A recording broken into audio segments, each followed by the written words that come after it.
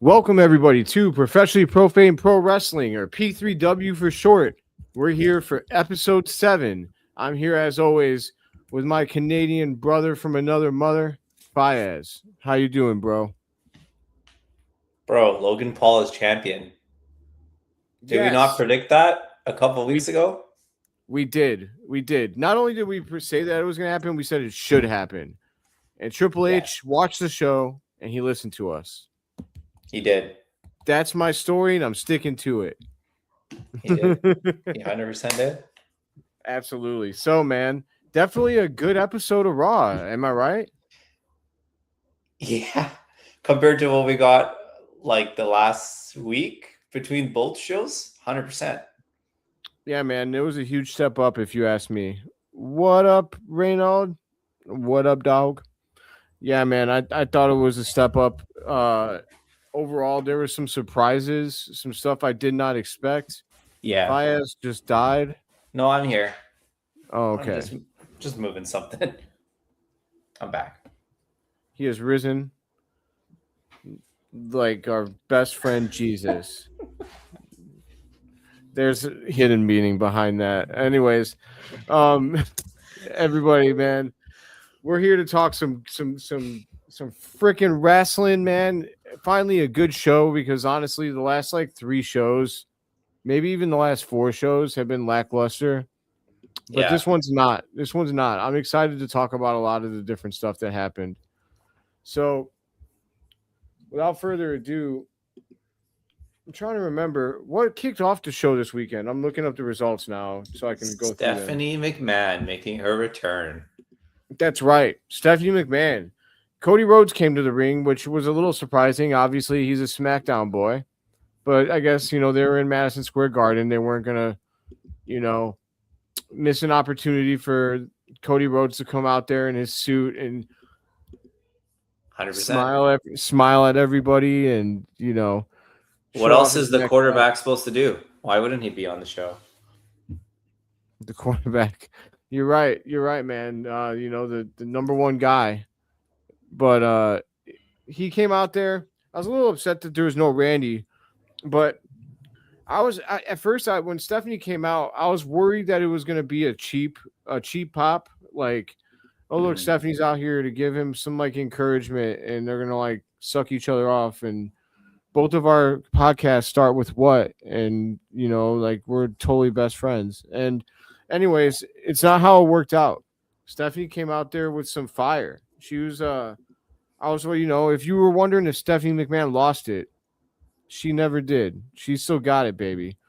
Yep. In more ways than one. Not only her words, but that slap was dangerous, dude. Yeah. She put it on him. But anyway, go ahead. No, I was gonna say I love that whole segment. Yeah, man. So for anyone that didn't watch, Stephanie came to the ring and basically told Cody that he's fucked. Like literally, that's what she said. There's no way that this version of Cody Rhodes is going to beat this version of Randy Orton. And I like that.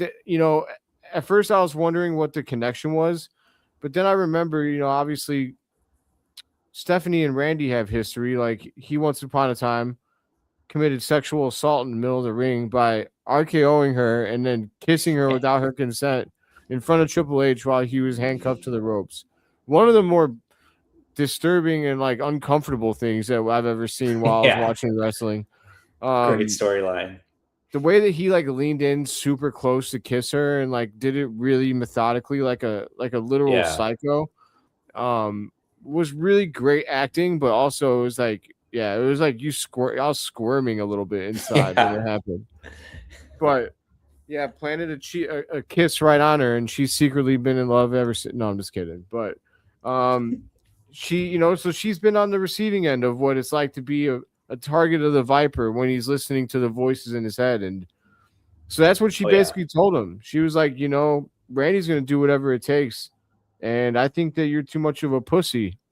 And I think she said that she also said that Dusty, or he wasn't his father, which got a big reaction from the crowd. I didn't think it was that much of a diss, but like the crowd acted like it was.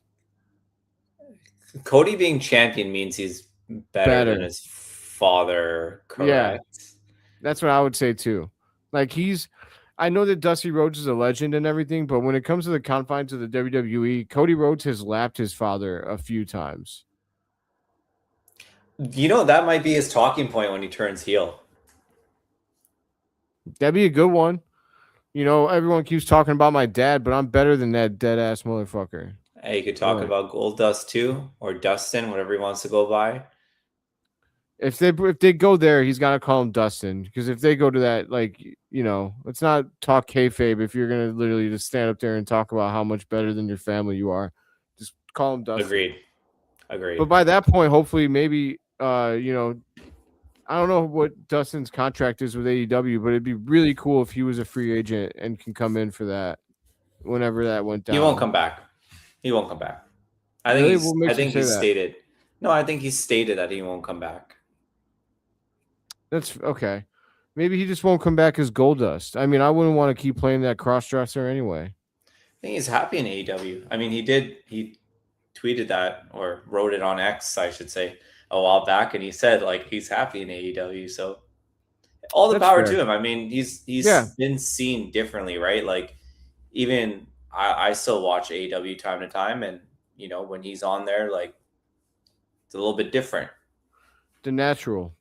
I do like that he's finally being given a little bit of respect to, like, with his gimmick and persona over there in AEW. Like, yeah, like he's like looked at as like an actual good wrestler, not just like you know, a gimmick. Although I will say, well, go ahead. I was gonna say I still laugh at that time where he's in the ring and he does the thing. Like, dude, I was just thinking that in my head. Like, that's why I was smiling. It's too good. It's too. But he's like with Booker T. That was a goated tag team, dude. They were hilarious together. Like, dude, he's so good at that, man. Honestly, like that's like underrated acting. Like he should have gotten a role in a movie as a comedy character. Oh yeah, 100%. He could have nailed it. But overall, though, it was a really strong segment, and it kind of ended. I mean, Stephanie tried to walk away, and then Cody like grabbed her by the hand, which, you know, you can't do that in 2026, Cody. Like, she's gonna Me Too your ass. But anyway, like you know, she turned around and he was like, "You're right, I'm not my father," or something like that. I can't remember exactly if that was how he ended it or if he said something else. You know, he kind of just said like, "Oh, you said like thank you." That's why he said, "I got 2 words for you, thank you." He let the crowd play that one. That was a good move. That was the crowd did say, "Suck it." Yeah, but that's a very vet move to be like, I'm not going to say it. I'll have the crowd say it. Yeah. Well, he didn't cross that line. He did say thank you, but it would have been funny. Like, he should have just left instead of, and just let the crowd like finish it for him with "suck it." I have to say though, like her skipping and saying grandfather when she was making her statement, that was a little different from what we're all used to. I thought that was great though, because it did kind of like, your mind started to wonder like, oh, she didn't say Vince. Wonder why she didn't say Vince. I think she hates that motherfucker. Well, for sure, but at the same time, it's Vince. Like, we all know what his grandfather did, but I think Vince elevated it even further. He did, but like, I'm okay with not giving, like, he's already had his dick sucked a lot, like on WWE TV over the years. Like, I'm okay if they don't do it, you know? Yeah. Dude, Midnight. This guy's one of my watchers on the bull shows I do. Oh, nice. Midnight. I didn't know. Yeah, he's actually like from my area. We met on X. I didn't, or from the area I grew up in. I didn't know that you were a WWE fan, Midnight. It's good to see you, bro. Booker and Goldust was absolutely must watch TV. What's up? True. Vince's balls are drained. I never said that. You've definitely implied it. It's probably for the betterment of the society, if that's true. But yeah. The last thing Vince needs is his balls to not be drained. Anyways, I watched since childhood. I was there. Gandalf. I was there. Oh, dude, I get it now. I was there, Gandalf. I get it, dude. That's funny. Lord of the Rings reference too. You're a real one, Midnight. I appreciate that. I fuck with you. But so me and my Fayyaz as well. I don't know if you knew this, Midnight, but I've been to 5 WrestleManias. I don't ever let people forget it. It's like Booker T with the reference. I've been to 5 WrestleManias. 5 time. But all right. Now that I'm done bragging, I haven't been to one in a while though. I need to go to another one soon. Honestly, Fayyaz, we got to go to one soon. We'll like bring the podcast with us. It'll be awesome. Yeah, make it big enough. We'll go. That'd be tits. I mean, what would really be tits is if we got big enough for WWE to just invite us. That would be cool. I would love to be on. I want to be on a press conference. I want to ask a question that isn't loaded, like Sean Ross. I was trying to think of a good insult. Sean Ross, I want to take a nap when I see his face on Twitter. That whole argument between him and JD, by the way, like, bro, okay, wrestling Twitter is insane. Like, it's more embarrassing. I don't know what's worse. You having a fake photo and just talking mad shit, or you being a grown-ass adult showing your face and your brand bitching at each other. Like, you're both literally fighting about evidence and deflecting evidence and all that jazz. It's like, to be honest, if that happened last Friday, I probably would have been more interested to be on my phone because that SmackDown was so bad. But sometimes you're reading these like back and forths and you're like, really? This is why I respect Coach a lot, because Coach doesn't get into it with people. But when you do get to a point where he's like, I'm going to address you, then he actually does it. But like these guys, like, I'm going to give like credit to those guys because obviously they've established themselves. I'm not going to discredit them. They've obviously put in time and effort, but like, who cares? Like, I was at a point too where like I was replying to everything and I realized like you're never going to win with them. And the second thing too is like it's pointless because you're never going to change their mind, and they're the whole reason why there's so much like toxicness online. Toxic. Yeah, we need Kip Wilson to address these fools and like take care of business. Like, bro, AEW has a pay-per-view coming in Vancouver, April 12th. Why would I not go? Tickets are cheap.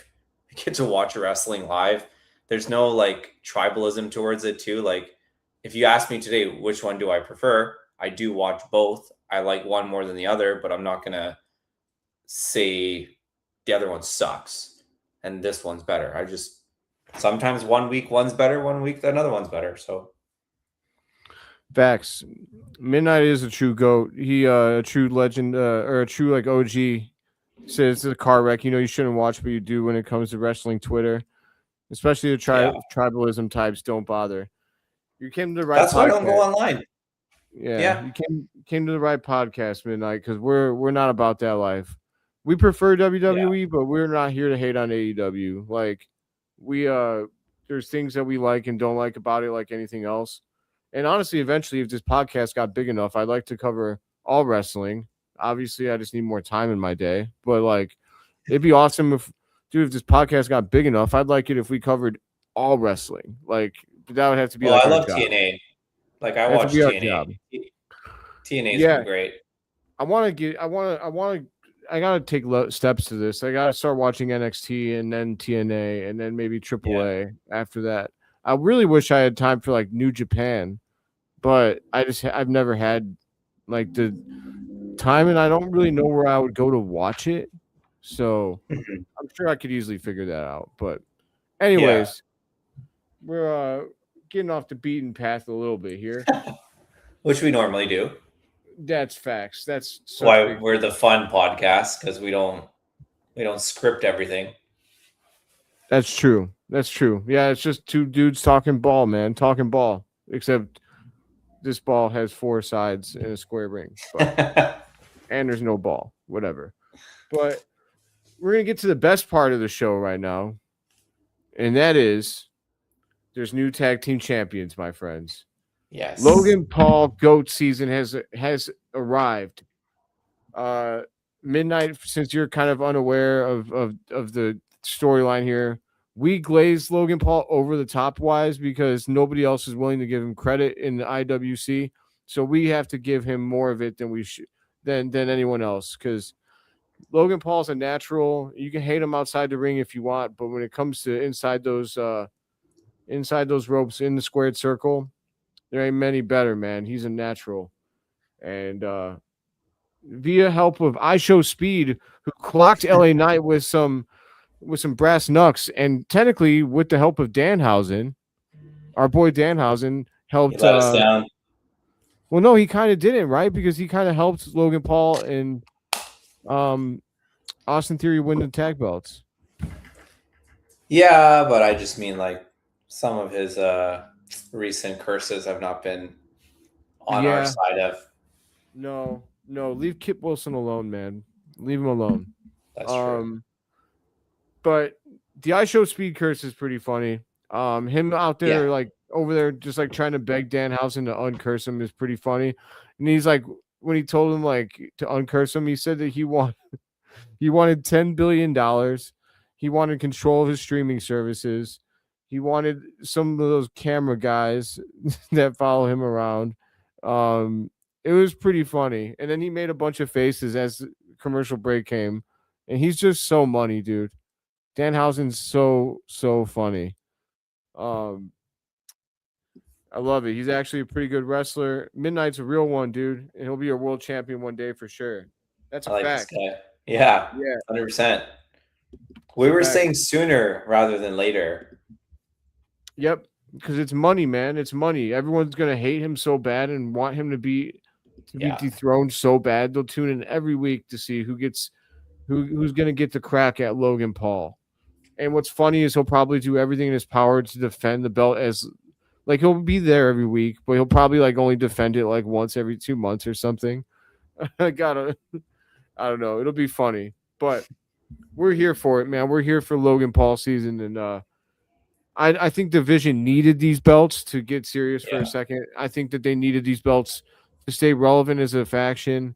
It's good for Austin Theory. Like I think he's gonna benefit from rubbing elbows with Logan Paul.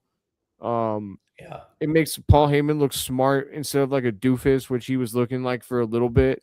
You know, he's actually all over Monday Night Raw right now, whether he's like helping Division or he's helping Brock or he's got his own thing going on with Seth Rollins, although it looks like that might be over now via Gunther, the career killer, but we'll get to that. Overall, just a great decision from WWE, and also the Usos losing the belts, like, it's good for what's going on right now with the Samoans. Like, that's going to cause some issues. Jay's going to be like losing his mind because he's a psychopath, and that's only going to exacerbate matters. Like if Roman doesn't beat Punk at Mania, which I know I'm like fantasy booking right now, but it's because I want Jay and Roman to beef, man. But with Jay as the heel, that's where it can get interesting. It'll be, let's see here. I think so as well. I'm not a fan of him outside the ring, but as a professional, he's very good. He's such a natural ass. Exactly. And this is okay. I wish more people had your ability to separate. Like, just because you don't like them. No, people are so basic. They don't have nuance in their everyday life. Like, just because you don't like him outside the ring, it's like Tom Brady's a good example for me.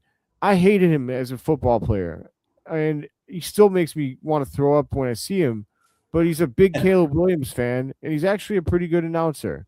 So now, I kind of like it when I see him on Sundays. But you know, if he put on a pair of pads, I'd want him to get it broken in half. So, you know, there's just levels to these things. But there's a lot of like weird thing people just can't get behind or just make a big deal out of it. Like, I think the one that comes to mind that's more relevant to this topic is like Roman Reigns, for example.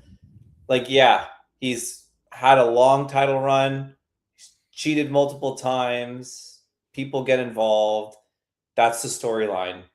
You know, they keep the title on him every time like he's about to actually lose, and you're like, oh, this guy's actually going to beat Roman. It doesn't happen because of outside interference. And some people will just talk about like, oh yeah, like how is he considered like aura? Like how is he like this and that? Like he can't even win by himself. It's like you're watching a storyline that's the about show.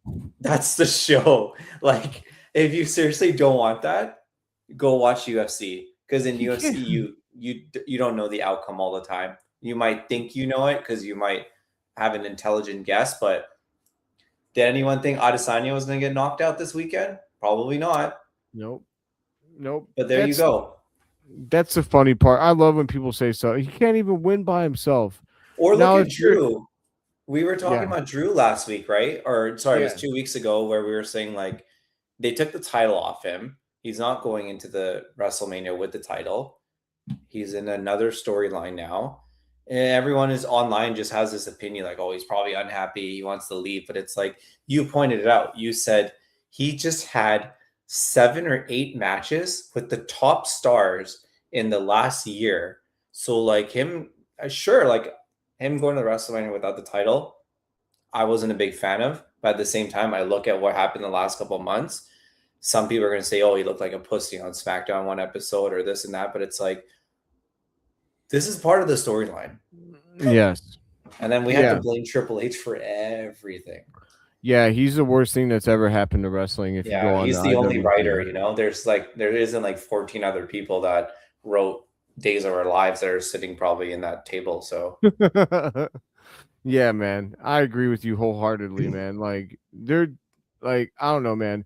I agree that there's some like sometimes, you know, it's valid to criticize whether or not WWE is going to a specific finish too often or something like that. But you can criticize that without being like a total weirdo about certain things. Like saying Drew's unhappy. Come on, man. He is one of the most prominent wrestlers in the entire world right now. I'm sure he gets paid very well to do whatever he has to do at work. Yeah, dude. There's no like the way that he's featured. I would say he's probably a top 5, maybe top 10. But that's still pretty damn good paid wrestler in the world. Yeah. I'm sure he's very well off for himself, and like, I mean, The Rock went to him, and like, The Rock signed his contract with him. Like, if that's not a sign of like being like big time, if friggin' Dwayne Johnson shows up at your house to watch you sign a contract, like that's a big deal, dude. I think they were going to do a storyline there that never panned out. Just my opinion, but it could. I think that you're kind of right too. But overall, like I don't know, man. Anyone that thinks that Drew isn't happy, like I'm afraid I've got some bad news. But he probably could have just also self-sabotaged and just put on some weight. Probably could have just went to the local fast food areas. I'm sure there's enough Chick-fil-A's for the areas that he's gone to recently. Chipotle. In-N-Out, baby. Just smashing doubles. Maybe he's an OG and he likes his Big Macs at McDonald's, so gross. McDonald's sucks now, dude. It's totally lame. Like they used to be their game used to be they were cheaper than everyone. Now they're not. Like Wendy's is cheaper than them and they're way better. Anyways. Getting really off the beaten track here. We should have a Royal Rumble of all fast foods and just get our fans to vote in order. We could do that. We'll save it for another show. Yeah, of course. But let's see here. Moving on, we've got Liv Morgan that came out and cut a pretty good promo against Stephanie Vicaire. I thought it was good. Did you like it? Yeah, she came out with some fire. She said that her mom wasn't around. She basically called her a bitch, right? That's what puta means, right? I'm not super well versed on Spanish. The funniest part too on that one was like I was watching with Rebecca, and like Rebecca's Spanish, so I didn't know the other word that she said after. And I looked at her, I was like, what did she just say? And she just rolled her eyes at me. Oh my God, I knew it was bad. But that was a great promo. Hell yeah, man. She was like, are you scared? And I knew that she was going to get jumped when she's like, I'm here all alone. I'm like, oh my God, you are baiting her so bad. Like, and Roxanne Perez made her long-awaited return. I'll say this about Roxanne. When she starts to wail on people, it makes me laugh because she's like a little chihuahua. She's like, she screams like, too. Like, I think she does that intentionally. Yeah, like no offense to Roxanne, but I'm like, those are like probably like pillows hitting people. Like, but no, she's great though. I love Roxanne. Got a lot of potential. It's gonna be great when Liv wins the title and then Roxanne turns on Liv and wins the title herself. I don't think she's gonna win. I don't think so either. Actually, I think Vicaire is gonna retain. And then maybe we won't have to hear anymore about how Liv Morgan is the greatest Royal Rumble winner of. Oh, okay. I was gonna ask if you were gonna do the full one though. No. I'll spare the listeners. But overall great promo, really effective, especially because the build has been so for their match so far. Which was kind of a worry. It's been kind of so for a lot of the women's matches. And I'm like, okay, like what's going on? But Liv definitely, I think she vaulted their women's match to the most important women's match of the weekend, or at least it feels that way so far. I think Rhea and Jade got their work cut out for them now because their promos have not been. That one is cooked. That one is cooked. Cooked? You don't think there's any rescuing it? No. And I'll tell you why. I think it's cooked because Jade just cannot deliver the promo. Her team of what are they even called? They're Jade's baddies or something. I don't know what the hell their name is. They're not going to elevate that at all. And how much lifting do you need Rhea to do? I'm a big fan of Rhea, but I also think that this is a lot for her to have to carry Jade. I'm probably going to get some flack for this, but like I've always been a Jade fan. I said she has the looks, but I feel like this was catapulted too quick. I was also a firm believer that if Bianca wasn't injured, this might have been Bianca and Rhea, and the storyline would have been different and probably would have been better. Or maybe it doesn't even involve Bianca and Rhea, and maybe Bianca and Jade have something, because then that makes more sense. Just the main title, I feel like she didn't need to get it. It almost like was forced, where it was just like, we can't make you stay relevant, so like we'll just put the title on you, and then we're gonna pair you with two other stars on the show that like aren't doing anything anyways. It's a good thought. It does feel like they're trying to have the title make the woman instead of the woman make the title. I agree with your buddy too, Midnight. Jade should have started in NXT, honestly. Yeah. Let's see. It's miles better than the big dog. Jade was never good on the mic. She should have started in NXT. Yep. It was her build, man. It was like just the way that she looks. Like WWE like creamed all over themselves when they seen her flex, and that's just where they're at. It's kind of the WWE way. It's one of their bigger criticisms is like they fall in love with the shape of people too often. She has the look. Yeah. They needed to build her the right way. If I was making the booking, the first thing I would do is give her a manager. The second thing would be when she gets in her matches, I want her to just be like physical, and I want the matches to not be long, because I want it to be like a build where like she takes advantage of her strength and quickness, but if the match went longer, it's going to be way harder. Yeah, like she tires out. Yeah, exactly. To be fair, like Raquel is someone that should have been in her spot. Raquel has been killing it since she's come back.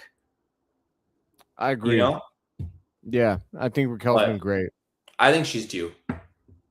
Yeah. Can pregnant? We say, oh my God, can we say on March 31st, 2026, I almost said 2025, we might get to see Logan Paul and Raquel champions in WWE in the same month. Hopefully. All right. I'll make that prediction by the end of the year. That'll be big big for the pod, because I know we've been I guess propping up Raquel and Logan, so I'm with it. I think Raquel is definitely overdue for some gold. I'm surprised that she hasn't won any with her size. I don't know. Maybe she was gonna get one and then she got hurt. I don't know, but she was great as tag champs with Liv Morgan. She's just got a presence about her. She was great in NXT, like she had her run. Yeah, Raquel. It was like something else though, right? It wasn't Raquel Rodriguez. It was Raquel something else. I can't remember. They like changed her last name, but I can't remember off the top of my head. But I remember like it was more so like the moniker that they gave her, like the El Champion style kind of, like she was like actually like a badass. She was. Can't remember. She had a great match with this one woman. The name is escaping me though. Oh well.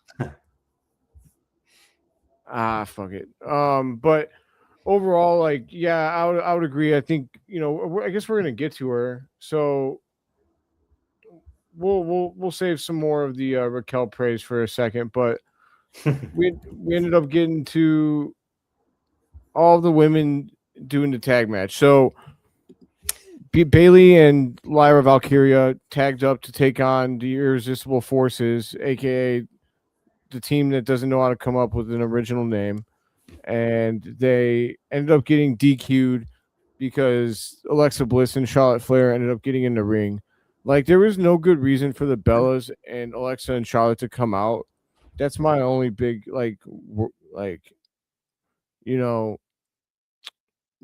criticism of all that. Is like that was so on the nose to set up the Fatal 4-Way at WrestleMania.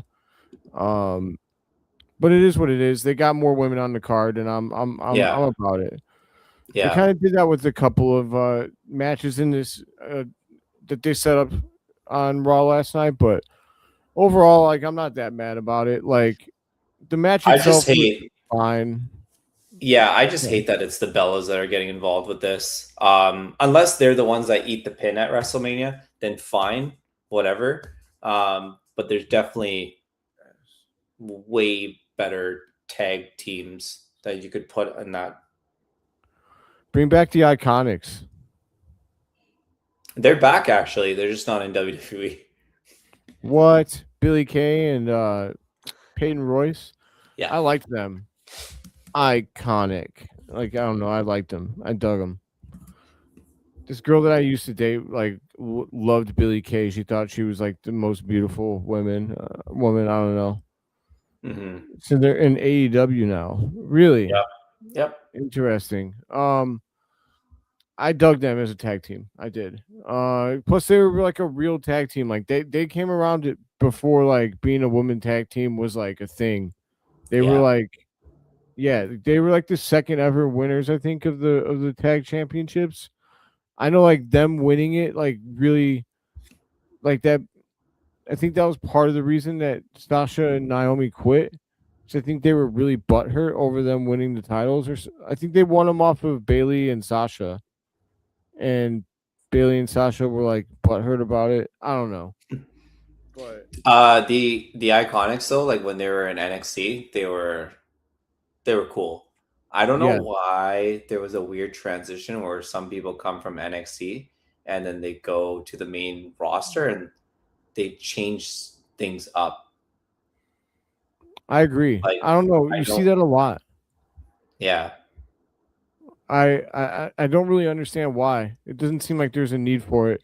If you're over down there, just continue doing what you're doing. I But am curious though, like for fans, I know it's a lot of wrestling to consume in one week. You've got Monday Night Raw, you got NXT on Tuesday, and then you've got Friday Night SmackDown. But then if you're watching everything else, like TNA, got TNA on Thursday, got AEW on the other days, it's like it's a lot.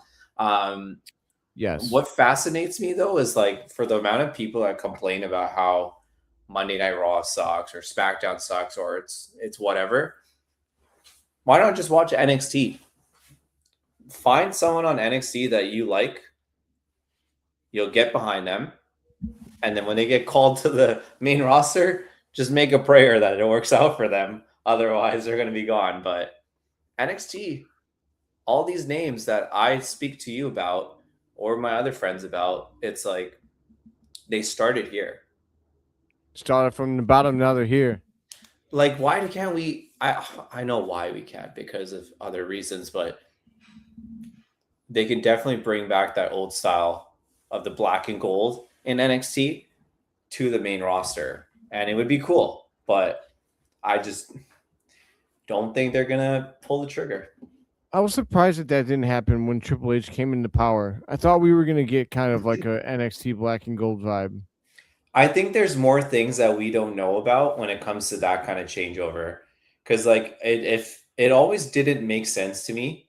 I don't know if we'll ever get to know this, but even take it when like he was crushing it for NXT and then Vince was making all these call-ups from that roster. When they came to the main roster, they didn't have the same impact. They're still pushing the same 3 to 5 guys that were on the main roster. I don't know why, but yeah, I agree with you. I feel like Triple H's black and gold NXT, like Who's goaded? yeah. Who's goaded? I mean, there's no other way to put it. Like the run of champions that they had there for a minute was so incredible. I think it went from like Samoa Joe to like Finn Balor. It was like Sami Zayn, then to Kevin Owens, then to Finn Balor, then to, I think Samoa Joe, then like Aleister Black, or Shinsuke Nakamura. Drew McIntyre. Drew got it in there for a minute. Andrade did. They did the best stuff too. Like I remember when they would do like NXT Stand and Deliver or any other pay-per-view, and maybe someone was like rumored to sign and they were sitting in the crowd and they would cut to them and do like the introduction. You know? Yeah. Another good example of a tag team that came up from NXT, and was a couple of them actually that didn't translate but were great down there. One of them, and now their name is escaping me a little bit. It was the tag team of shit. Why can't Eric Young and like those people? Yeah, they had that faction. Sanity. Yeah, Sanity. They debuted. I thought they debuted pretty well on SmackDown, but I think they made them eat the pin too early. That's the other thing too. It's like you had a chance to have like a great like faction like that and drop the ball. You know who's another one? DIY. DIY was one of the best tag teams. They had the best storylines. Even when Johnny and his name is escaping my head right now. Tommaso Ciampa. Tommaso, when they had that moment where they were sitting on the end and they had just lost the title, and like you just thought this was like the swan song, they were probably gonna get called up, and then Tommaso just like turned on him, and it was a huge like brilliant. It was like, what the hell just happened? The other thing too, I know I did some research on this, but their theme song that they had, it didn't get approved, so they never got to like use it much later on, and I think WWE wasn't willing to pay or something about the girl not getting clearance. But when they used to come out to that theme song, Rebel Hearts, the crowd would erupt. Yeah, They brought it. they were They brought huge. it back on the main roster for that one episode, and then after that, they Yeah, went back to like, yeah. And I've said this a lot, but I truly believe like when you are bringing stars up or have a star, they need to have a compelling theme song. yeah. The theme song has to stick out. It has to like Yeah, when in the first few moments of it are integral. You want it's like the Royal Rumble. Too often during the Rumble, does someone's music hit and you're like, wait, who yeah, is this? yeah, Like yeah, you never would have thought that in the Attitude Era. Like if you smell, you're like, oh, I know who's yeah, coming out, dude. yeah. You know, they had so many great theme songs that stood out. They were different. Um, Degeneration X's theme song was awesome. Yeah. I Maven. yeah. You know who else was a good tag team in NXT and came up and wasn't treated the same? Uh, two of them actually. I like War Raiders. Like were crazy good in NXT, but then Yeah, also they I changed mean the them. fact Dash the guys that are in fucking AEW right now. FTR. FTR, the Yeah, Revival. They yeah, were awesome. The fact yeah. that they got let out the door in WWE is a crime. Like, AOP was sorry, cool. that's exactly who I was going to talk about was AOP, the Authors AOP. of Pain. Yeah, Yes, yeah. AK and Razor. That's exactly who I was getting to. That's crazy. You read my mind because They ruined it. I was going through Agreed. like that period when they were having like triple threat or like four ways. It's like DIY War Raiders, um, the Revival, and Yeah, like they were doing like fatal four-way tag team matches that were off the hook. They were yeah. ridiculous. Akim and Razor were great foils because they were like monsters and they were booked well and they looked strong and dangerous. But on the And main roster, they every looked like shit. and every hour of NXT when it was on was like solid. It was jam packed. It was good stuff. Yes, Like even I if wanted you it to be watch, longer. It was only an hour long back then, right? It yeah, was like no, too fat. exactly. Yeah, and like sometimes you would watch NXT, you'd get like 3 matches and like 4 segments, or sometimes you'd get like two If that, segments and like 4 matches. But like it was well done. it was. But right now is like a weird transition too, because like they have a great women's division that does not get its flowers, but Kelani Jordan, Jada Parker, Lola Vice, Sol Ruka. Sol Ruka, even that whole storyline with Sol Ruka, everyone feels a certain way about it, but it's like this is the fun part. Yeah, maybe on paper, Sol Ruka is supposed to be the face, but the way that conversation went, you could also add a twist. Maybe Sol Ruka is really not as bubbly and nice as everyone thinks she is, She's not actually from Hawaii. She's from like Jersey. I don't know. She's like half African, like South African, I believe. Yeah, okay, and I'm half Nigerian. No, I'm just kidding. But yeah, man, there's a lot of examples of NXT guys coming up and not getting treated properly. That's why I was so. I mean, dude, Prince Pretty, Tyler Breeze. I love Yeah, that guy. I thought he was gonna be like the modern day, like Kurt Hennig or like someone like Dolph Ziggler, like one of those mid card guys that could also kind of contend for a title, like John Morrison. yeah. You know, and they just never gave Prince Pretty his due, man.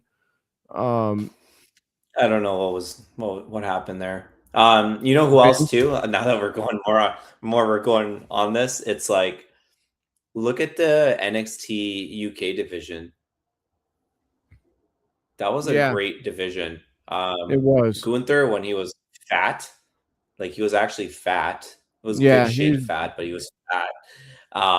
he was pudgy. And then yeah, and bro, The they were something Bruiserweight, else. Ilya Dragunov, Tyler Bate, they were kicking each Yeah, other's ass. yeah, Um, It was good stuff, man. It was good stuff. I was sad that what's his face from I was Walter. always Yeah, it was surprised. Walter.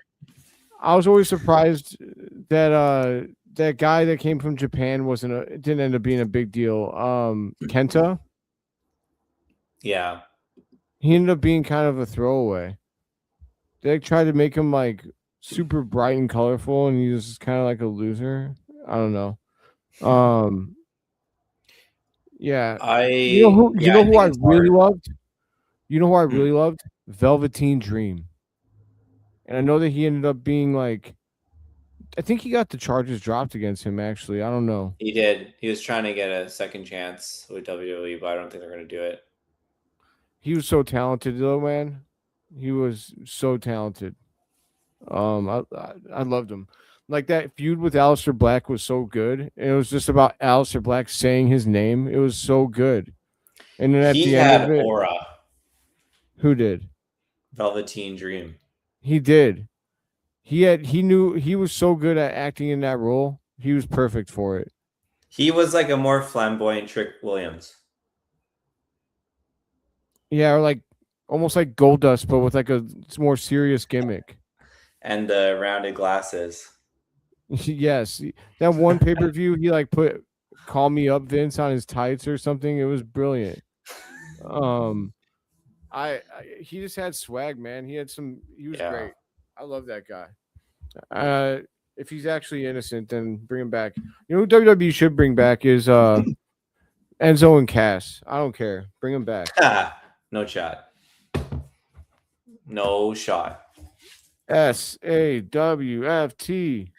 They were fire when they came out. Even that my favorite moment with those two was when like the mic was cut off and they had the entire crowd saying the chant. Like if you don't know how to spell over, looking at them will make you realize how to spell it. Like that was crazy. But I agree. Yeah, ain't touching Enzo. Isn't he innocent too? I thought that he like beat the charges that were against him. I don't know. I could be wrong. I don't know. I got sick of Enzo when they put him by himself though, because they had him beating like what's his face? Neville, and that was crazy. Neville is another name where they dropped the ball on. That guy. Yeah, like, he was a beast. You could have just given him a manager. I agree. He's amazing. I like what he does in AEW as the bastard. Like he's always great as Pac. Yeah. They did drop the ball with Neville. Like I think that he was part of like didn't he hurt Chris Jericho or Chris Jericho like got hurt wrestling him or something and they like buried Neville after that. Like Neville had like a great showing against Cena in the Open Challenge. And I thought he was made after that. And I was actually at the event where Neville made his main roster debut. I think it was at 31, the Raw after WrestleMania 31. And yeah, never worked out. Sad to say. I was also at that was also the last event that AJ Lee wrestled before she retired. Oh shit. Yeah, I was there. Hey, you know what? AJ's at least somewhere, or sorry, not AJ. Neville's at least somewhere where he can showcase his skill. Yeah, it worked out for him for AEW. Yeah, I agree.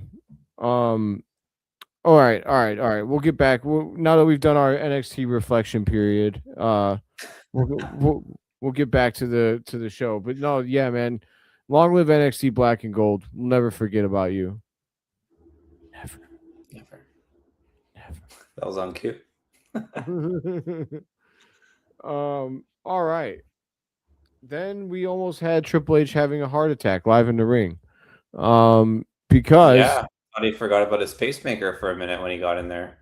Dude, Trips, you don't need to do that, bro. Send someone else out. If you die in the ring, I'm never gonna forget it, and I'm gonna secretly be so mad at you. But then I'll be mourning you. Just in case some people don't understand why Triple H came out, it's not because he needs to be seen on TV. It's because his authority figure got thrown into the barricade. Yeah, he was the last line of defense because he left Gorilla to go help out.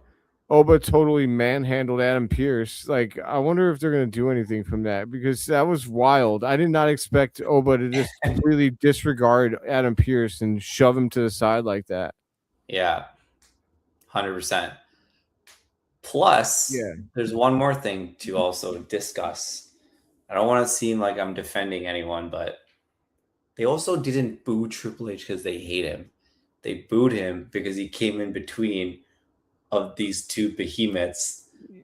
Are they saying that he got booed because they hate him? Yes. Oh my god. The Triple H hate on social media, I feel, is so forced. Like, I get it. Not every single creative decision you're going to agree with or like, but like it's the same thing when you watch other TV shows. Like, maybe there's something you don't like. What do? You just stop watching it, right? Or you just ignore it. But it's like, give it a rest. Like, now all of a sudden it's cool to start hating him. People were like complaining about like the poster, him being on this image, and like them now saying that he wasn't even top 5 or top 10 in the Attitude Era, which is like a debatable thing that can be discussed. I'm not saying he wasn't, but he was part of the Attitude Era, and whether you think the greatest heel. And even if people think was a B+ player during the Attitude Era, it doesn't matter. He was still there with integral. Yeah. 2 of the biggest A+ players of all time during that era. And he openly admits that those guys that cleared him. Like, I don't understand. I agree with you that the Triple H hate's forced. It doesn't matter who's running WWE. It could be anybody. They would find a reason to hate him and make him public enemy number 1. Bro, I defended one thing online I saw that I read a while back, and this one guy was like, "You Nepo baby protecting your father," and I'm like, chill out. It's not that deep. No, man, it ain't that deep, bro. Like, people are tripping. But the segment itself was hot as hell. First of all, I love that Brock came to the ring in his gear. Like, way to sell it. Way to sell how much of a badass Oba is. Like, Brock doesn't show up like that unless he has a match. But for Oba, he showed up in full fighting gear. Agreed. And then Paul was like, Oba's gonna back down or something like that. And Oba came to the ring. He is so over, it's ridiculous, dude. When he came out, the crowd was going nuts. They themselves. Like, I don't know, dude. It's amazing. The aura. Like, as soon as he stepped in the ring. What? Yeah, the only thing though, like when he stepped in the ring and he was still doing like the walkover, I thought that was kind of like, that was a little bit overdone. That's fair. But yeah, the fact that the crowd was chanting "Holy shit!" like as soon as they got in the ring, that's like something that happened when like the Wyatts and the Shield were standing across from each other before they even fought. And I always loved that because, like, you cooked up something great and you're building something great when the crowd is chanting "Holy shit!" before they even lay a hand on each other. Like, that's just straight vibes and aura, dude. Yeah, like Oba is definitely aura farming. Overall, I can't wait for this match. Triple H going down there and having to break them up, I thought added to the gravitas. Yeah.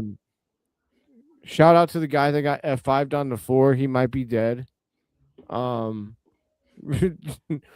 tossed him really high before he just face planted into the ground. I did ask that segment online. I was like, I am curious to know what the health benefit package is for WWE security, because these guys are taking a beating. Not good enough. No.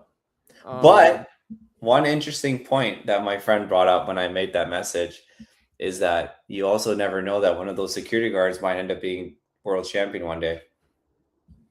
It's a fact. We've seen it. We've seen it. I mean, I think Damian Priest, LA Knight, and CM Punk were all at one point like prop guys in the back. Like it's Yeah. So, shout out to those guys, man. Learn to take your bumps from a guy like Brock now, and you'll be good. You'll be gold forever. You're not going to take bumps from many more people that are as big as him. Maybe Oba, like maybe. But I can't wait for that match at WrestleMania, dude. Like I'm so excited for that. Like when they're about to kick it off, like I feel like the energy in that building and in my living room is going to be off the charts. Like it's going to be awesome. Yeah. I can't wait. I really can't wait. Overall, did you have any other thoughts on that segment? Nope, because the rest of Raw just ended up just being just as good. I love it. So then, well, next we did have Penta versus Kofi Kingston. Great match. Great match.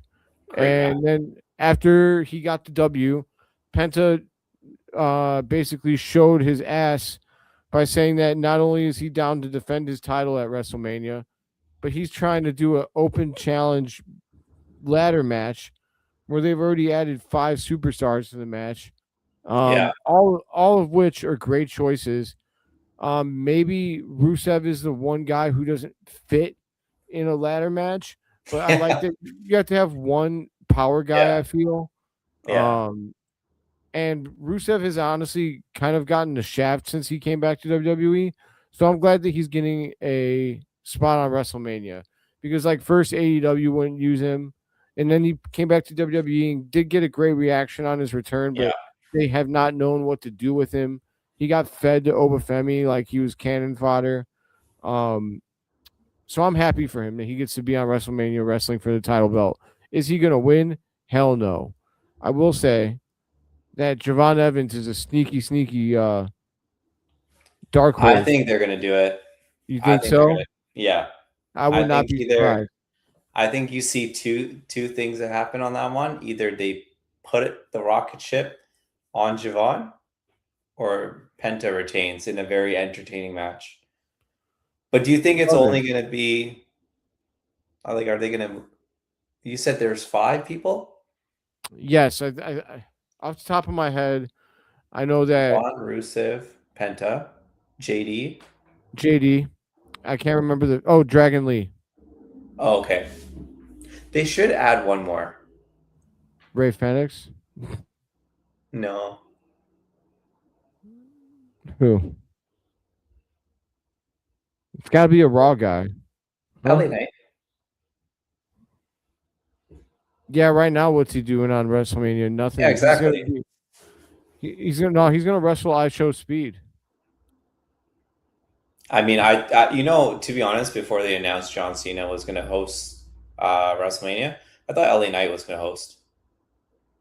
That would have been such a slap in the face, though. I mean, have they not already been slapping him in the face? It's true. They're actively killing his momentum. It's whatever. I'm an LA Knight guy. I know that he's not everyone's cup of tea. I'm very curious to wonder why he never got, like, for him to be so over and not anywhere near the world title picture tells me that you're pissing someone off backstage. Like you're not making slipped on Raw.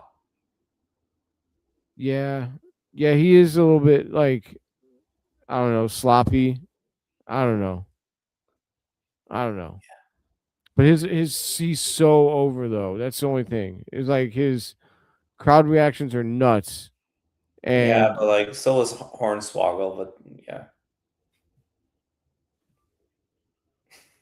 That's fucked up, dude. You just compared LA Knight to Hornswoggle. I didn't mean it that way. Uh-huh.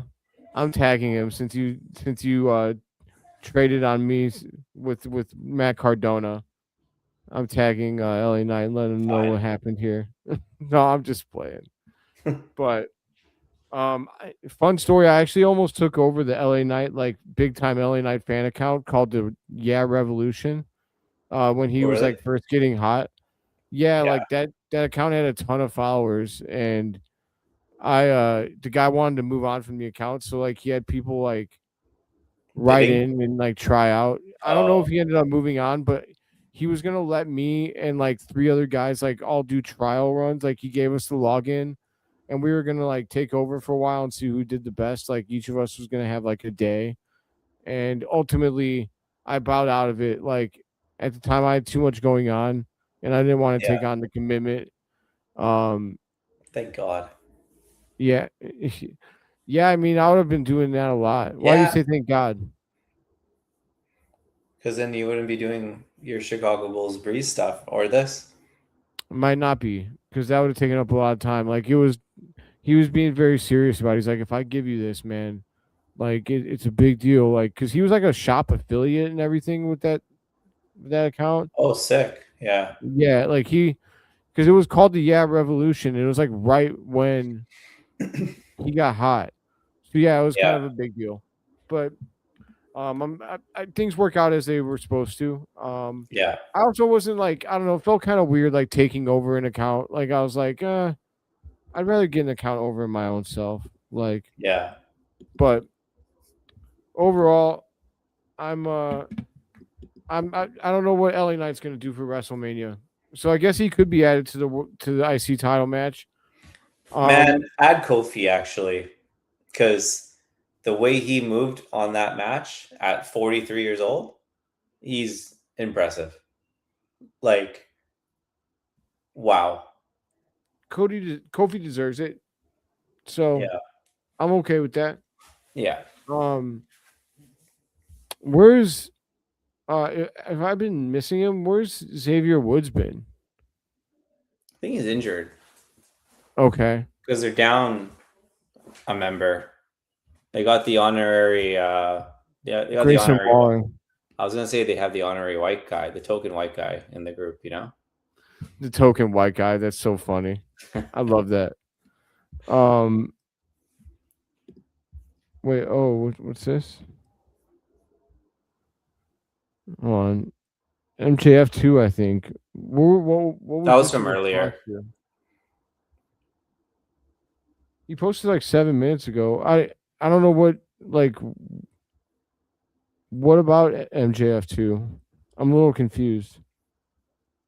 I think that was when we were talking about AEW or actually the security or backstage people. Oh, yes. Yeah. Yes, he was. He was a security guy. That's true. Yeah. MJF will be in WWE one day, and that's going to be probably the biggest, like one of the biggest like crossovers that in modern wrestling history. He is not. He is not. I don't think he will. Really? Yeah, I don't think he will. What makes you say that? Because I think the way that he operates and from the stuff that he said, I don't see him needing to come there. He's probably... You don't think he's like every other wrestler that wants to main event WrestleMania? I mean... He's so young. Yeah, but at the same time, he's probably going to be able to retire early because he's making boatloads of money. He doesn't have to travel as much. I think like that's where you can give Tony Khan a lot of credit, because if he's paying these guys so well, they might be fine in like 5 years to retire. Not everyone wrestles for like 5, 7, 10 years because it's expensive. Like, I don't know if you're going to get paid the same money for coming to WWE and doing WrestleMania. MJF probably would, if anyone, but yeah, I would say him. I feel like he's going to follow Cody at some point too. But what was that? I was going to say they didn't have Kenny Omega do it, and Kenny Omega is getting up there in age. I feel like Omega has actively turned them down. I'd find it hard to believe that they haven't gone after Omega. Yeah, he has been actively turning them down. I think he knows too, like you come in there, you're not going to have full control of your character. Could be in the mid card. I don't know if I think Omega's just I think he's a main event. He reminds me a little bit of AJ Styles. Like he is, but he'll get lost in the shuffle. He'll be having these random matches with like great people, and they'll put on great shows, but it won't be for the main title. It's like AJ with Shinsuke. AJ got respect like pretty quickly. He won his world title like a few months into his. Yeah, that was peak prime, I would say, actually, when he came in.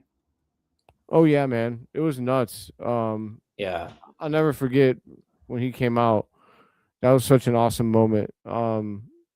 There's very few moments in wrestling that I don't know, like that had aura, lots of aura.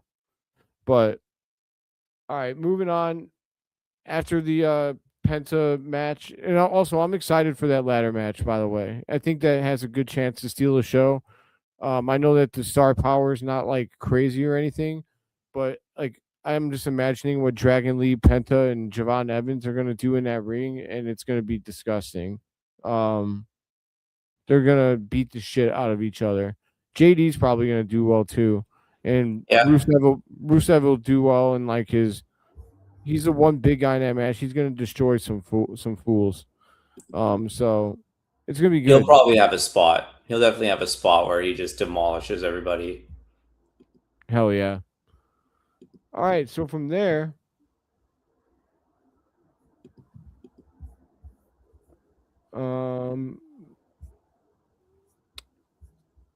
so that was when Raquel Rodriguez defeated Io Sky after interference from the Kabuki Warriors, where Io kind of sacrificed her win to help prove a point to Kairi Sane. Just when you thought that this storyline might have been dead, they reach back in and rescue it. Are they going to go with Io versus Asuka at WrestleMania with Kairi Sane on a pole? I don't know I don't even know if they're gonna have a match anymore. It feels like there's 12 matches now for WrestleMania. They do seem to have a lot. Maybe there's going to be some matches that don't exactly go long, or maybe they'll have some like pre-show matches. Yeah, maybe they do 8 and 8. That's doable too. I mean, you kind of got to fly. Probably like at some point during those shows, if you do 8 and 8, like yeah. Because I'm trying to think. That's like a 4-hour show. 8 and 8 would give. I don't know. That's what 4-hour show is 240 minutes. 8 matches. So like every match could be like 30 minutes. Do I have that right? Ish. And then you obviously have to subtract for like entrances and ads and stuff. So that's probably doable. It's doable. It's just that you're not going to get you're either going to get a lot of matches that you feel could have maybe gone longer because of WrestleMania, or you're going to get or you're going to get a couple of really quick matches, and the rest will be like lengthy. So we'll see what happens. By the way, for anyone that's not aware, I will be doing a live stream for WrestleMania, night 1 and night 2. I know Fayyaz will be here with me for one of the nights. Black Midnight, you should come on with me for you should come on with me for the night 2. But yeah, honestly, if anybody in the comments is interested in coming on with me for a live stream of night 2, like anyone is welcome, as long as you don't mind. You got to be able to, talk a little bit on here about what you're watching, but other than that, like the more the merrier, really. Anyways, yeah, so we'll be here. Don't forget to tune out Michael Cole. Just mute him and come listen to me. No, I'm just kidding. That's blasphemy. But yeah, I mean, I don't know. I've always had fun doing the PLE live stream, so come hang out. Come at least be active in the chat because I love that. I really do. Let's see here. Moving on from no. Sorry. I did pose a question about Io and Asuka, but what do you think about Raquel getting the dub? I thought that was a big time dub for Raquel Rodriguez.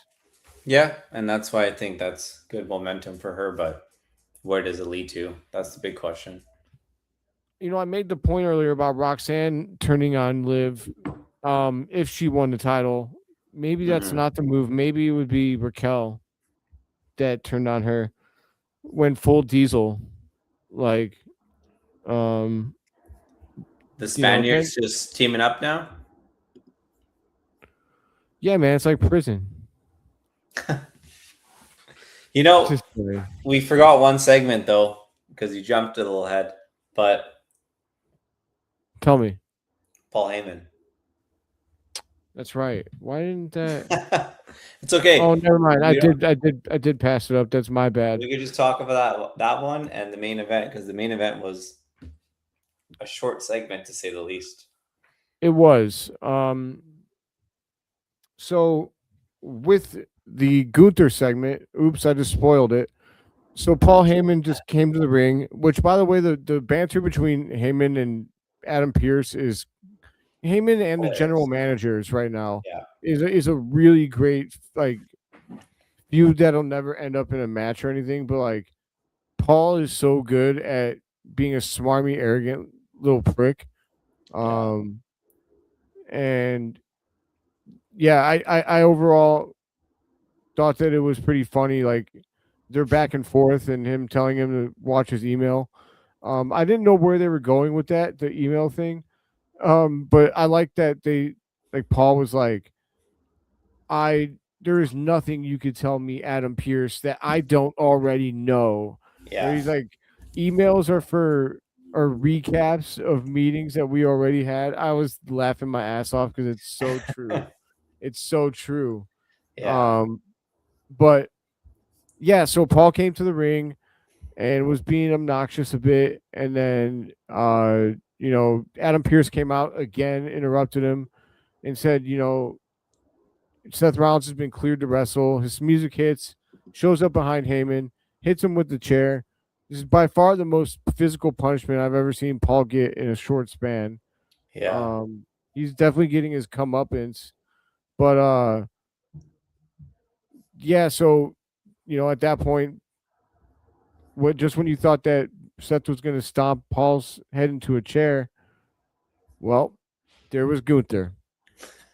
And instead of Paul Heyman's career getting ended, it seems that Seth Rollins will be taking an early retirement at WrestleMania. I guess that's when we were expecting Braun Breaker to come out, and he clearly was not cleared, so they pivoted. Yeah. I mean, well, according to WrestleOps, again, who knows if it's true? It's WrestleOps. Well, I guess it was actually Dave Meltzer, right? But apparently, Braun Breaker is cleared, but they want to actually build his storyline with Seth for their match for longer than 2 weeks, and that's why he didn't come back in. I kind of get that. I don't get that. You don't? That's fair. Overall, I was surprised to get Gunther versus Seth, but I'm not mad about it. Like that match is gonna slap. Literally.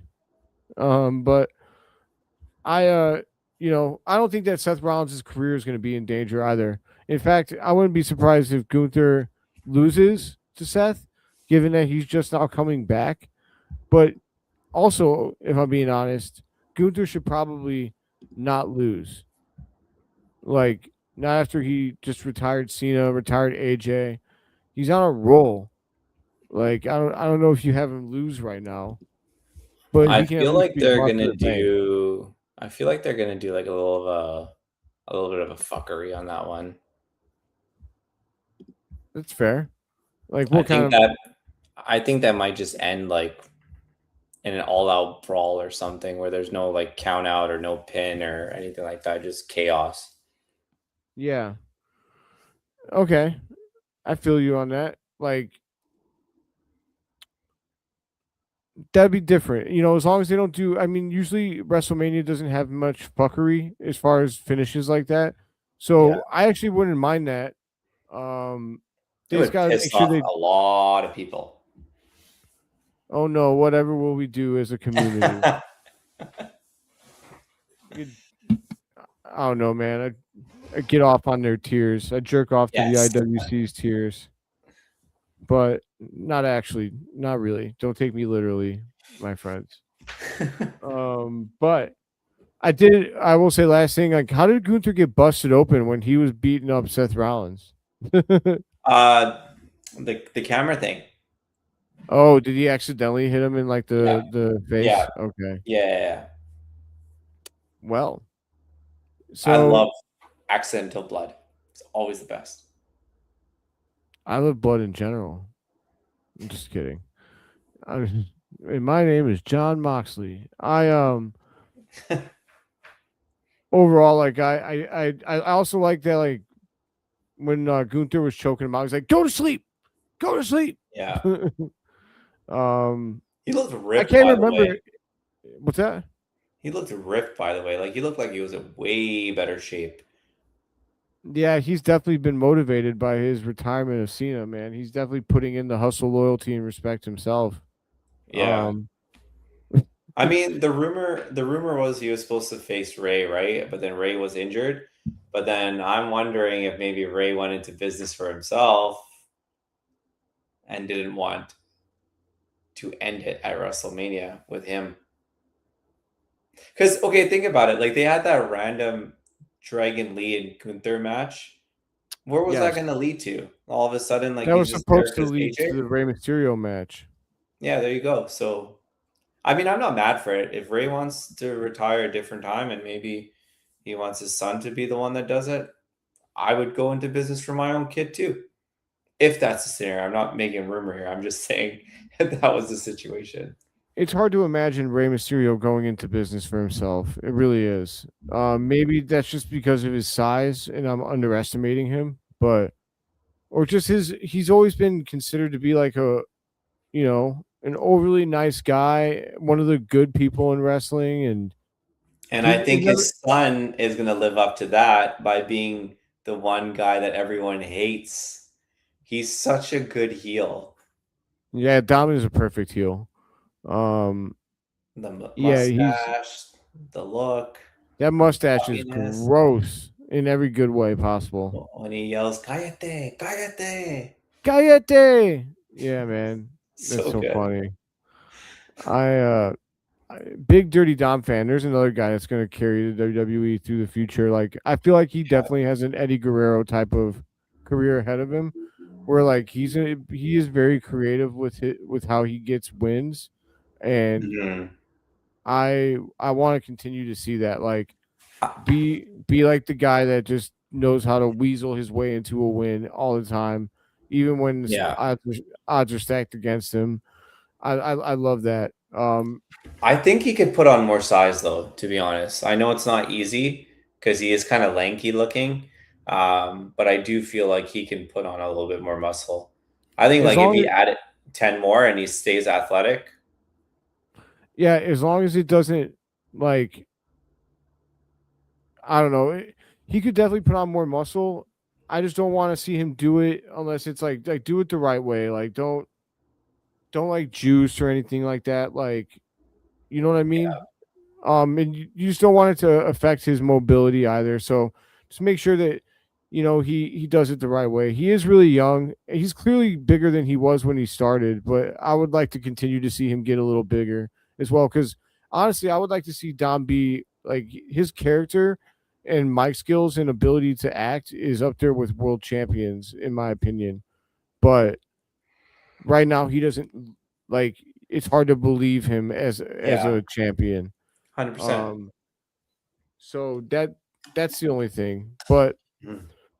overall, you know, I fuck with Dirty Dom. So it's only a matter of time before crowds like Chicago to end up cheering him. I think it started to happen in some places. Like Yeah, there's some places that have begun to really appreciate how good he is as a heel. And yeah. even though like they still want to boo him when he starts talking, just because that's like the thing now, but overall, like when the chips are down, I wouldn't be surprised if he has some supporters at WrestleMania over Balor. Like I You really probably wouldn't. will. Yeah, Because WrestleMania is always full of smarky, people like me that cheer who they like the most versus who WWE tells them that they should like. So, as you um, should. absolutely, baby. So anyways, I moving on to the main event segment. So Roman covered himself in jizz before he came out, and sorry, I had to say it. Um, you know, actually, I'm still wondering what that means. Like, is he talking about like why Roman's hair doesn't move when he's out there? Like, it's always so perfect and No sleek. idea. No idea, to be honest. Covered himself in jizz. I'll never get over it. Jizz is just such a funny word. I can't believe Punk got away with saying that on Netflix. What a king he is. Just I don't know. There's something about the word. You say it, it's funny. It just comes out funny. Yeah. Otherwise the other words, semen or cum, like those aren't fun words. But jizz, that's a fun word. Um. Anyways, I was gonna make a rhyme with Miz, but it would have came out wrong and it would have sounded awful. Um. So, what we got for the main event was Roman came out, said, "Acknowledge me." Punk interrupted him, but then we quickly realized that there were not going to be insults traded tonight because, I mean, we went off the air last week with Punk getting absolutely demolished by the tribal queef. I mean, the tribal king, tribal chief. I don't know why I said king. Um, he destroyed Punk, put him through the table with a power bomb. Classic Shield, which is actually a good callback to the fact that Punk was the person who actually got Roman in kayfabe wise. He recruited the Shield and to help him beat Ryback, but Roman wasn't his pick, and that's why it matters so much because he wanted Cassius Ohno, and WWE wanted Roman Reigns. No offense to Punk, but we all seen who the right person was in that regard. But that had to happen. Imagine if that didn't happen. What? We don't know. Imagine if they did go with Cassius Ohno and it wasn't Roman Reigns. It would have been much worse. Yeah. I don't know. Maybe not much worse, but Cassius Ohno had let himself go too much. Like part of the Shield and why the Shield was so great, it was I mean, it was a combination of things. Their booking, like they didn't lose a match as a 3-man tag team like for years, which was really, really cool. I love like they made 3-man tag teams like a thing for a while. They made people talk about bringing in like a 3-man tag team championship belt. Like that's how much of an effect they had on the industry. I know AEW does have the 6-man, but man, that was a crazy time. It really was. It's a shame. Like if they would have done it, that was the area to do it because the Wyatts and the Shield could have had the most epic war over those titles. Yeah. But just the look of the Shield, like imagine Cassius Ohno, his fat ass self, like walking around and all that stuff. Like, no offense, I shouldn't call him a fat ass. Like he actually works really well, even though he's fat now. But it wouldn't have worked. Like the aura would have been so much worse. Yeah, the look would have not been there. No, and like Roman was all look for a while. Like he had so much to learn in the ring. He only had like a spear and a Superman punch that he totally stole from Brad Pitt in the movie Troy. But like other than that, like he didn't know what he was doing out there, and he obviously needed a lot of help mic wise.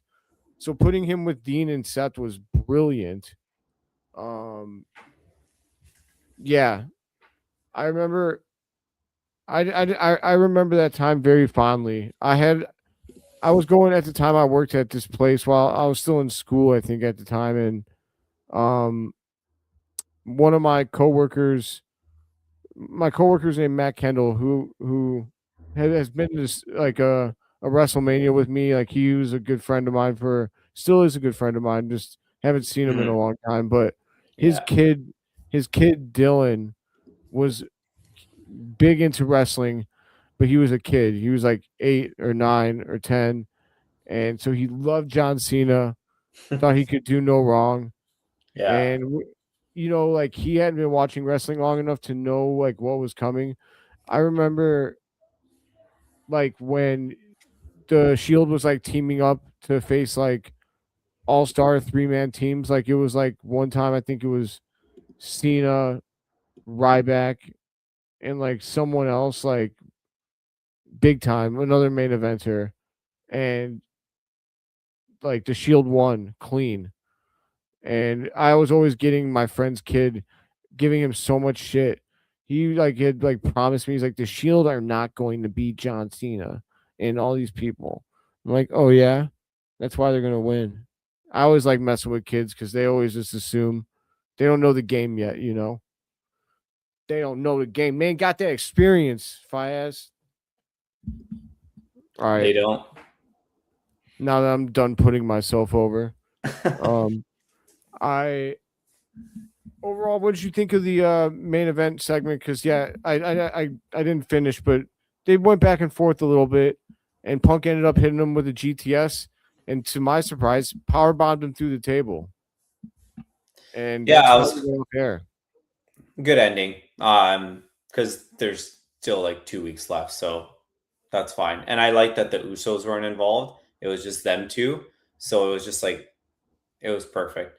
I don't give a shit if CM Punk put him through a table or if it was vice versa. The buildup is still there. And you saw a little bit of like heel in Punk when he was standing, and just like chirping the crowd. Like I think you might see an interesting like turn. Dynamic. You don't know what could happen. I would love for CM Punk to go heel. I mean, as great as he's been as a face, he's better as a heel. Like he's 100%. a great dickhead. I just don't want this lame prediction of like, oh, he's gonna get into like Roman's head and then the Usos are gonna like betray Roman and then like I know you want Jay and Roman to have like a program together, but I don't like this idea that the Usos are gonna turn on Roman to join Punk. I'd rather see like Punk bring some people up and just history repeats itself. And this time, instead of taking out Ryback, it's taking out Roman. That puts them over, both of them. That would also be like the cycle would be complete. Like he brought in Roman to take care of Ryback. Now he's bringing in somebody to take care of Roman. Yeah, agreed. And that was right around the time I think that Punk actually turned heel too. So like, that'd be apropos. Like, what if Punk? Okay, let's talk about this because we were talking about like corporate heel on a previous podcast, and like I was thinking with the whole Cody and Stephanie situation that maybe they could go towards like corporate Cody. Maybe Steph is actually trying to gear up Cody instead, and then they turn into this corporate alliance. Maybe they call up Cody's buddies from NXT. That's Cody's request for, the authority thing. But then what if they don't do the authority thing and maybe it's Punk who calls up, Ricky Starks and Ethan Page? You could. He should recruit Danhausen too to curse everybody that stands in their way. Danhausen has been looking for someone to mentor him, so there you go. Punk could just like little bro him and be like, "Yeah, man, you're part of the group. Come on, now go curse this guy before I have a match with him." Apparently, that's one of Punk's like best friends in real life in the wrestling business. Have you watched their YouTube video? No. Is it good? Once we finish this podcast, go watch them two. They're hilarious. Okay. Like, okay. Another thing I like, I know this is gonna go a little bit off topic, but there's a lot of people that put good content on YouTube that are like former wrestlers. Yes. Like Maven. Maven does great stuff. Not many people are gonna agree with what he says and what he does. And they're probably going to call him a mid-carder, but it's like, bro, he was in the WWE for 5+ years. Shut up. Yeah, they say mid-carder like it's such an insult. Like he wasn't tough enough, dude. Like I don't And know. people are like, oh, you only had that one moment with the Undertaker. It's like, yeah, say that sentence again. I would die to have just one moment with the Undertaker. I would be fine with that. Exactly. He's got that Exactly. forever. Exactly. But just going back to the Danhausen thing, watch his YouTube stuff. It's actually hilarious. Yeah, that does not surprise me. Yeah, I'm gonna have to check it out because Danhausen's money, dude. Like he's so Yeah. perfect for WWE with all of his facial expressions and everything. Like that was a really goated signing by Triple H. Like that's like Yeah. seeing like the potential of somebody like before you have to like I don't know like Hmm. you know what I mean like just the I didn't really see that coming, but now that it's happening, like it's just so perfect. You know what I mean? Agreed. I agree. Yeah. I That really was thought. What's that's that? the Go ahead. best part about it. No, I was just gonna say that's the best part about it because it's like you didn't see it coming and it ended up being much better than people on it allow it to become. I thought it was gonna be like Chris Jericho coming out of the coffin. To be honest, like he was like resurrecting his WWE career, some crazy stuff like that. Like you know how Chris Jericho is with his grand entrances, but Yeah, I don't um think the box was gonna be it. no. So wait, what you didn't what for I didn't think Jericho? I didn't think it was gonna be the box. No, I was like, that's too basic for him. I'm like, because if he comes out, if it's him that comes out of the box, people are gonna ridicule him because they're like, bro, you've had the best comebacks of all time, and you're gonna come out of a box like that's so lame. It's like, yeah, Yeah, that's true. But yeah, overall though, like that was raw though, man. Like it was overall, it was a really good show. yeah, Um, I mean, as you could tell, like we did go on a couple of benders talking about NXT and some other stuff, but overall, I mean, we've been doing an hour and a half shows covering both shows. We did an hour and a half show tonight just covering one, but that's mostly because we can spend we yeah. could easily like talk wrestling. We could have probably stretched out talking about this show for 2.5 hours. I mean, that was our goal too when we decided that we wanted to do a podcast, right? Like, we didn't want to just be a boring podcast that just did everything that everyone else does. We wanted to just make it feel like people are coming to hang out. We're shooting the shit, talking about wrestling. You're obviously here because you think it's cool, but you just don't want to admit it out loud. Or maybe you do admit it out loud. Perfectly fine too, but you're in the right place. That's a fact. That's a And fact. there's Yeah, man. about 30 people, if I'm not mistaken. I haven't looked in a bit, but 22 now. But a lot of people on X that have been coming to jump in, and we've been doing it on random times. Like, we've been saying we're going to do 4 o'clock, then we jump in at 4:30. We say 5, we do it a little bit later.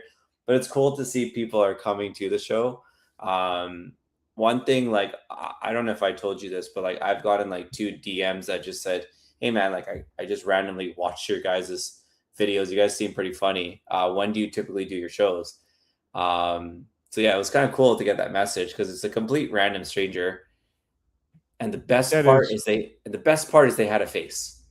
It I wasn't love just that. it wasn't a picture of like Daffy Duck's butt and like a random name. It was actually a person. Daffy Duck's butt.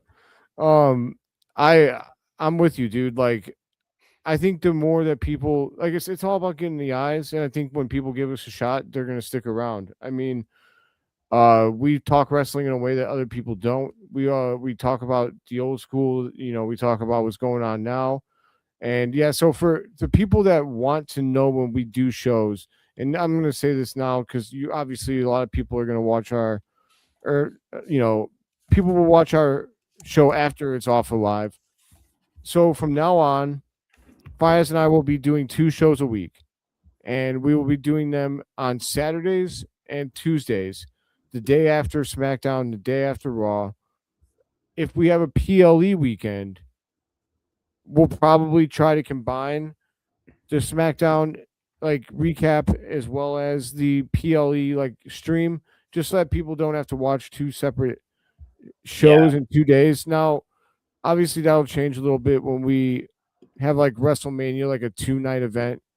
Um, like this year, like I don't know, we'll see what we do, but we could do like we could probably try and do Friday night, I guess. I think we talked about that too, about doing like Fridays potentially, because I know sometimes on like Saturdays, like obviously we want to spend time with family, or there might be like a big game on. Um, I know I've got some weddings to go to this summer, but if we're like going on Saturdays and I'm not available, we could always do it on a Friday. Big facts. But yeah, we do want to start normalizing the times that we do go live so that people can get used to our like schedule, and we can, you guys can expect us to, at a certain time every week. So moving forward, like I think that with the times that we have, or like with the days that we picked, I don't know. Let's try and decide right now. What do you think, man? Do you think that doing them at 5 Pacific on Tuesdays, is that a good time for you? It's a good time for me. Okay. Well, we could do that because that's a safe time too. That gives us both like some wiggle room in case like tonight happens. So we'll figure it out. We'll definitely announce it too. I mean, we've got follow us on socials. Follow us on socials. Follow us on Instagram, on X, on Facebook at Profane Pod. I think on Facebook you might have to actually type in Professionally Profane.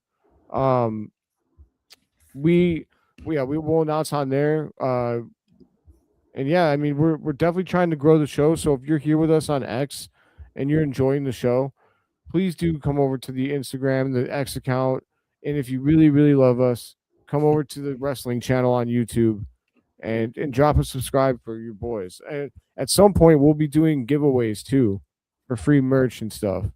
So, I mean, it's going to be worth it to follow us because that'll be a part of it. Like, you'll have to be followed and everything like that to, win these giveaways. So, overall, and also even this, if you have any like feedback for something that we're not doing that you'd like to see, drop it in the comments for us because we're still figuring out exactly, right now we've been doing recaps, but I know Fayyaz and I want to actually have even more diversity than that.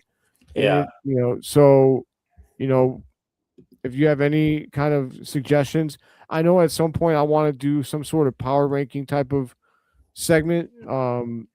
Because I feel like there's not really anyone doing good power rankings on a weekly basis. So we'll see how we can implement that, but we're really excited for the future of this show. And so we really hope you'll support us. And a TikTok account's going to go up soon. Overall, like we're making moves, guys. We're here for the long haul. So we hope you will be too. Yes, sir. All right. It's been a long show. We'll wrap up with that. That's a good clip, by the way, Fayyaz. That little soliloquy I just went on. But we'll add it to the reels. I know I should at least clip that for the YouTube and post that as a short just for. I will say like the shorts are a big deal on YouTube, man. Like I know this probably, I'll talk to you after the show. But all right, everybody. We appreciate you being here for Professionally Profane episode 7. I'm Philip Charles VanDerHeyden IV. That's Fayyaz. And together, we are the dopest American-Canadian team that's ever been created in life or any other form of simulation. Hell yeah. This is a simulation, right? Yeah, we're in the Matrix. Okay. I just dodged a few bullets before this episode. But, all right, everybody. Have a great night. Take it easy. Be good. And we will see you on Saturday. And long live professional wrestling, my friends.